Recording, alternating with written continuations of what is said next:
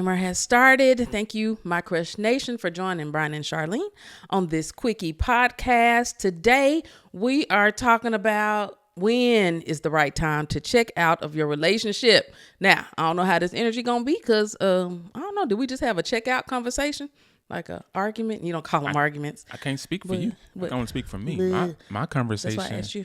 is, my conversations are really just conversations just so we can get to a better point. It's never to check out. So go ahead and you answer for yourself. Okay, cool. Yeah, me neither. So when is the right time to check out of your relationship? Do you have a question before we start this? I don't have a question. Okay, cool. Go on with your question. No, seriously. Go ahead. We ain't got but 14 minutes and 7 seconds. So when is the right time to check out of a relationship? Got a question for you. Do you believe in wives submitting to their husbands? It depends on what you mean, but yes, in maturity. I say that a lot on this podcast, I think, because, whether it's noticed or not, there has been a lot of maturing that has happened within me. And so, did I just take a stray? What? I don't even know what that means. Anyway, so with maturity, I understand that submit to wives can mean different things. Wives submit to your husband means different things. But I think, the other part that people don't understand is also husbands submit to your wife in a different way. So, yes, do I think you have to learn how to submit to your husband? Yes. Ooh, another caveat. Your husband also needs to be the man of the house, and the husband needs to be. No. There should not be a caveat to your role, your position, your playing, or when you do your vows. So you gonna let me explain it? No. You just did. We ain't got but 13 minutes now. I know. So whenever you do your vows, it doesn't say will you if. Right. But the vows are made under God, and so if I'm going to submit to. If a woman is going to submit to her husband, then if he's leading the house in the godly way, right? Not submit in your husband come say, hey, baby, we about to rob this bank tomorrow. Okay, I submit to you and I'm going to rob it with you. Hell no. I don't even think that's what submit means. I'm saying, though, people will use it in that sense. You submit to whatever. I'm not talking about people. You submit to whatever your husband says, and then boom. Okay, go ahead. I'm just talking about people. I'm not talking about people. I'm talking about you in general. Yes. Yes. Do you submit to your husband? Then? Yes. I have moments of, sometimes my opinion and stuff will. Right. And your opinion should always be valid. Absolutely. It is. Your opinion is valued. You as a person is valued. You as a wife is valued. But when husband says ABC, I think wives should listen and not just be so combative. Now, I don't know if that's just a wifely thing for you or that's you being a Leo. What are you talking about? Look it up on TikTok. Oh, okay. Them Leos getting ate up right now. Oh, I don't care. I love Leos. I love myself. I love you too, but I think that Leo side of you is a little stubborn. What they say about Pisces? 11 minutes. What they say about Pisces? I don't even know what Pisces. They loving, they caring. They give, they're patient, they're enduring. Let's roll. Let's move this thing along. Baby, we a fish. I feel like you just made that up. 11 minutes. Okay, so when, I forgot the topic. When is it time to check out? Okay, when do you know it's the right time to check out a relationship or something? I don't remember how we said it. So when do you know? I don't know. You know when you know. Go on, your turn. So let me preface this by saying, just kidding. One of the things with the MyCrush that we wanted to portray is we want people to know that our relationship is not perfect, number one, and we know that God is using our relationship as a vessel or an example for other people to possibly follow. It may not work for you, right? But at the same time, we want people that are in relationships that are not good for them to be aware of when it's time to check out of a relationship. Because I don't think that you should be in a relationship just for the numbers, right? We just hit our 25th year anniversary, and to hit our 50th, I'm not trying to sit here and if I'm not happy, stay in it for that 50th. Right. If I got to leave next month, I'm gone. Right. And we did have to even grow to that point because I think there are many times we were staying for the wrong reasons. And then we grew to the maturity level of saying, you know what? No, if we are not happy, God did not intend for you to be with somebody and be unhappy forever. Right. Now that can go a lot of ways, because people say, well, yeah, but I'm supposed to fight through it. Yes, there are many things that you're supposed to push through, fight through, love through. That's the point of marriage. It's not just dating. We're talking about marriage, obviously. We're not just dating, but you have to know the fine line and whatever your spiritual thing is, the line of when is it two people come in a relationship, God makes two people a certain way, and there's a certain path of life, right? And when you're not the person you're supposed to be, that takes away from what God meant for you to have when he put y'all together. So I can honestly say with us and with a lot of other relationships, not many people are exactly who they're supposed to be in the way they're supposed to be it. So that brings in the point of, okay, at what point do you say like enough is enough? Or do you say, you're still pushing through? I think you should make the decision when you're in a happy time, not when you in a mad arguing time, because most of the time in the mad arguing times, you're going to be done. You're going to be like, yeah, this the time. It's over. Mm-hmm. We good. Not me.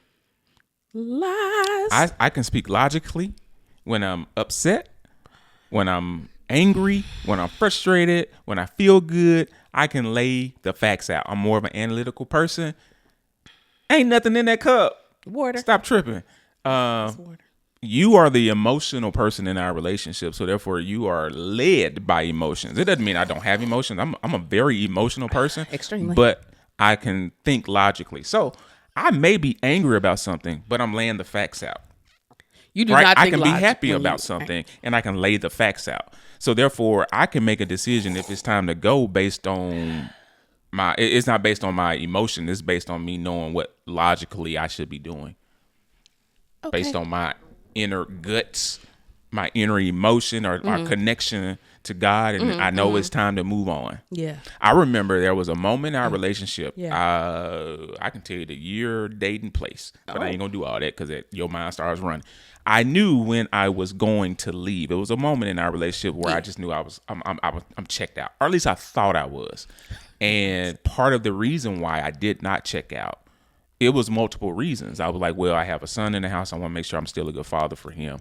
But then also I wanted to say I wanted to be examples for other relationships too. I felt our relationship carried a lot of weight.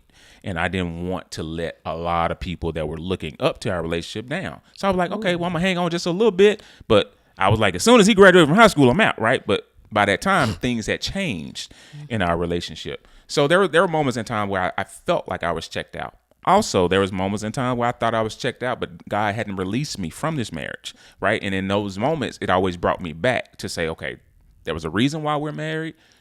I'm going to be patient. I'm going to hang in there. We're going to work it out. Now, I don't think I would feel that way if you were not a person that says, I'm trying to work on this relationship. If you was a person that just gave up the deuces and sat back and was not trying, I don't think I would have any of those moments in my brain to say, okay, I can keep going. I can keep moving. I can keep working. So after our last conversation, what you feel now? We got to finish the conversation. Okay. Because I'm contemplated right now. Contemplating, right? Not contemplating. I am. I don't know. No, that's not what I'm trying to say. Because that's what it sounded like. What I'm saying is, let's finish the conversation. That's what I'm saying. You said that. Right. Okay. I'm just framing it and closing it. So for me, I think the same. How do you know? You can't really say follow your gut. I think you need to be very spiritually grounded. And whatever your spiritual grounding is, you need to be very spiritually grounded in that to know when is the right time to truly leave a marriage. Now, when we talking about just relationships, hey, you know what? You have to look at and say, especially now, because I think people are in relationships longer before they get married, right? Yeah, I don't think we said it. This all came off of Love Island, right? So many people are doing the reality shows where you're dating a lot of people. You're trying to find out and learn so much more about all these people before you're in a serious relationship. And they're doing it in a fast-paced environment. Love Island. I don't think that's awesome. You got The Bachelor. Love is Blind. Married at First Sight. 90 Day Fiance, all these reality shows are just speeding up the relationship. Yeah, which I don't think is a good thing. But it's fun to watch. If you're dating somebody, I think you have to be realistic because, like I was saying, so many people I think are going into relationships later in life now. Like, it's not so many people getting married at 22, right? Like we did. So when you're in your 30s and you've learned yourself a little bit and you start dating somebody, and you see these things, you have to make a real decision. Like, ooh, I don't think that's going to work for me. I mean, just like, what if you love like houses being clean and you married somebody that didn't clean the house all the time? That's a very specific. That's very specific. Then it becomes, and I've always believed this, do not go into a relationship, specifically a marriage, with that person is going to change. That person is going to become the person I have in my head, because you will be disappointed. We said a long time ago on the first season of the podcast, I forgot what it was, but it was something like expectations lead to disappointments. So if you have this expectation in your head of who a person is, and a person literally probably has never said it, you have to be realistic on, am I okay with that? And you need to envision it. Am I okay if this person, it's so hard, because not that they shouldn't mature, not that they shouldn't grow in things, but if something is a thing for you, are you okay if you don't see it in that person ever? And if you don't see it in them before marriage and you're in a relationship for a long time, I don't think you should go into the marriage with, it's going to change. Right. Marriage is going to change them. No, I totally agree with that. Yeah. You know, our situation, once again, is different to the lifestyles of now, because we got married young. Very different. And there are some people that got married at 18 and 19s, right? We just talking about, we got married at 22. Yeah. So a lot of those things that I may have thought before marriage or didn't even think about, right? It probably wasn't something that I was even thinking about. Like I said, the reason why I married you was just to have sex and not feel guilty. That was the whole point. No, you really loved me. No. I didn't marry you because I loved you. Right, but you did love me. I think that's important to know. But I didn't marry you because I loved you. People hear that like, he got married to have sex. Like, he didn't even love her. No. I loved you. That's a given. It's like it's not for people. It is. Trust me. But I'm talking to you right now. Yeah. So I know it's a given that I love you. That has never been a question. But I didn't marry you because I loved you. Right. So now when you talk about a relationship, and then now let's talk about people that are in their 30s dating. They have lived their lives for 10 years, or I say lives, I'm just assuming that you left your adult life. You're doing your own thing. You're paying your own bills, got your own car, got your own house, got your own you're doing everything on your own. Now somebody else comes in and you start seeing red flags immediately.